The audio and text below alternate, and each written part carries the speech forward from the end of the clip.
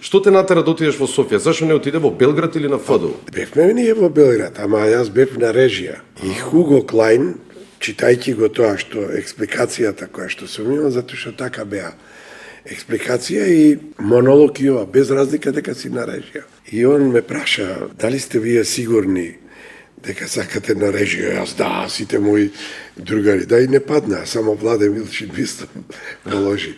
Тогаш Диме Станковски отиде во Софија и ме викна. И отидов на испитот, положив, меѓу 700 и нешто кандидати, тогаш беа многу. Во Југославија имаше, одеа во медицина, за факултет за драмски уметности, за економија и така натаму.